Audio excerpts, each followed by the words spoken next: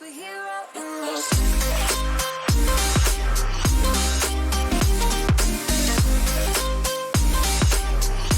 A superhero in this.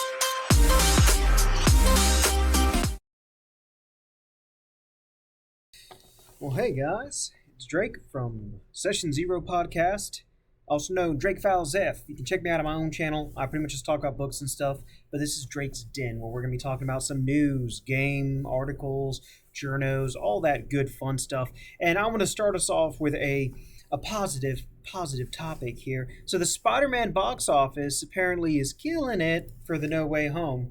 Now this here is one from GameStop or GameSpot, might I say.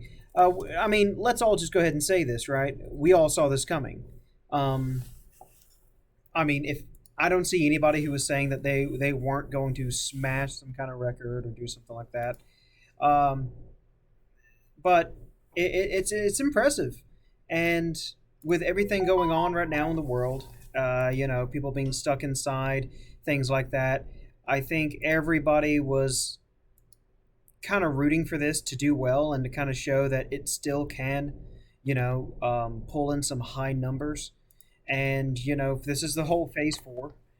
So a lot of people were trying to get ready to jump on the wagon where, okay, if it didn't do so good, then they can just blame the fact that, okay, we've been through it enough and, people are trying to get burnt out. I don't think that's the case. I think it's more to do with what's going on just with people in their daily lives and all the BS that comes with people wanting to shove stuff down your throat. It makes it very unappetizing. But this is an article on GameSpot. It was written by Darren Bonthries. Man, I cannot pronounce that. Bonthries. Okay, sorry, whoever you are, man, if I mispronounced that last name. No doubt did. Marvel's plan to end the 2021 with a blockbuster bang is off to a strong start as Spider-Man No Way Home saw strong ticket sales for its Thursday night preview at the U.S. box office. The massive 50 million haul is an especially impressive figure for a film released in the current pandemic era of cinema. There we go. And completely crushes the 13.2 million taken in by Marvel's previous preview night for Black Widow. No Way Home's early success has even eclipsed the first Tom Holland MCU Spider-Man film preview night numbers, as that movie took in 15.4 million, and that was back in 2017. So according to Deadline, Spider-Man No Way Home is predicted to make over 100 million on opening day in the U.S., a figure that's backed up by cinema chains AMC and Cinemark reporting positive ticket sales. Yeah, we all saw that coming. To be fair, there was a lot of hype with this one. I think the advertising for this one, they did it right. Something that we can't say they did on many other things. But I saw that and I thought that was pretty interesting. If you had any other thoughts, if anybody were like didn't think this was going to happen, I would love to hear that side of that story, because. Let me just say, guys, we all saw this one coming. And the next thing I want to talk about is something I kind of keep an eye on Tencent. And the reason being, a lot of people don't really know who Tencent Studios, who they are. But Tencent is actually a company owned by the Chinese government. And they make video games. They're a developer. They make some fun MMO, RPG, whatever you want to call them, games. And it looks like they're going to be purchasing the parent company of Turtle Rock Studios, which are the people who create the Back for Blood developers, I might as well say. Now, this article right here is the one from The Verge, and it was going to be by Jay Peters. So we'll do a quick little cover of this. Tencent is adding to its already large roster of video game studios by acquiring Slamfire. That's who it is, Slamfire, the parent company of Back for Blood developer Turtle Rock Studios. I knew that Turtle Rock was like a subsidiary of something. That's what it was. It was Slamfire. Turtle Rock will be retaining its independent operations in California, and the current leadership team will still run the studio, and that was according to a press release. Now, I'm not big on this.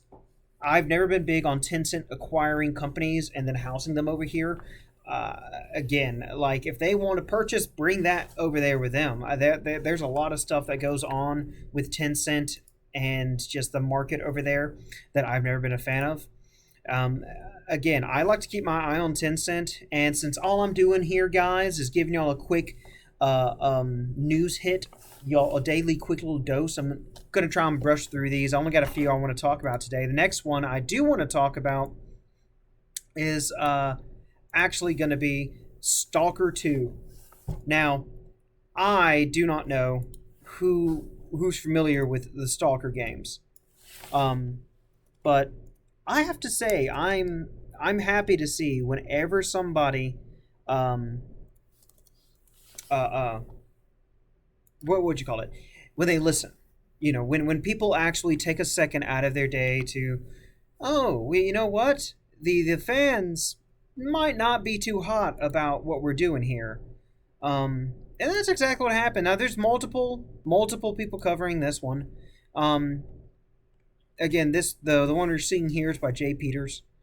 And you know the first one, that is, has it's been long overdue for a sequel. And my big concern is I want to make sure they're doing it right. That's what I'd be concerned about, right? So on this one, based on the feedback we received, we've made a decision to cancel anything NFT related in Stalker 2. Uh, the new statement says the hang on now, what are we seeing here? Oh my goodness, I was reading the wrong part. Oh, my apologies, everybody. Stalker 2 Heart of Chernobyl will no longer include NFT developer GSC. Game World announced Thursday. The news arrived after a heavily criticized announcement Wednesday, and after the studio posted that and then deleted an explanation on Thursday that initially tried to explain it would, in fact, still had NFTs. Based on the feedback we received, we've made a decision to cancel anything NFT related in Stalker 2, the new statement says. The interests of our fans and players are the top priority for the team. We're making this game for you to enjoy, whatever the cost is. If you care, we care too. Now that's fucking hot. And I've got to say, that's going to make me want to go out of my way to get this game. When I see somebody coming in headstrong like that, that makes me want it. I really do. So, and here's another thing I've been wanting to do for a while as well. Play a Fantasy 14.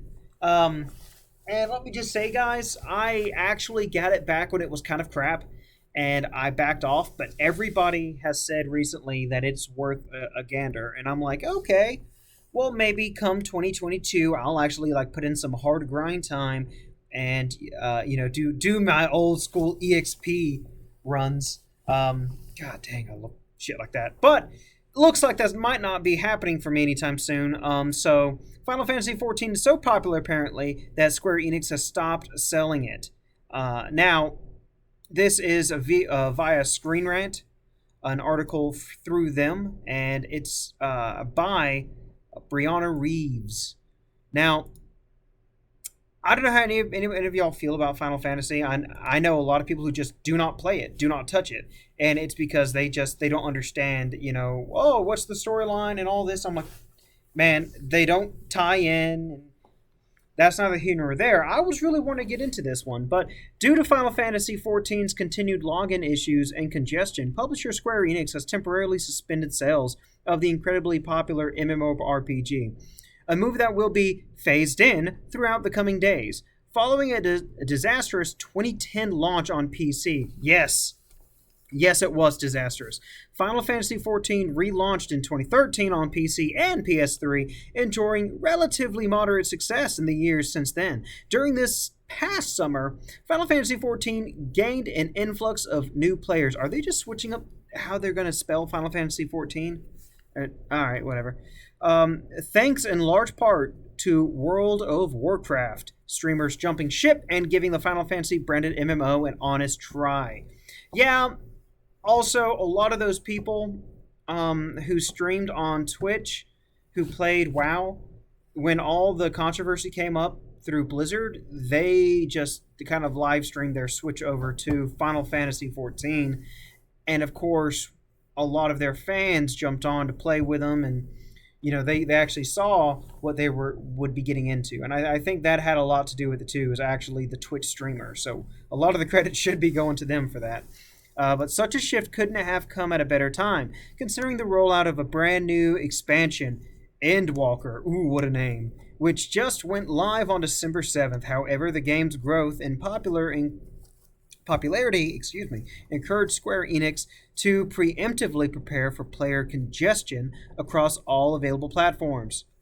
Now, I hope that they get this handled expeditiously.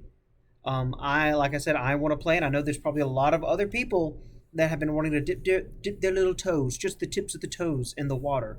Uh, and at this rate, we're not going to. They don't have an actual like a date where they say that they're going to open it back up for people to jump back on and purchase.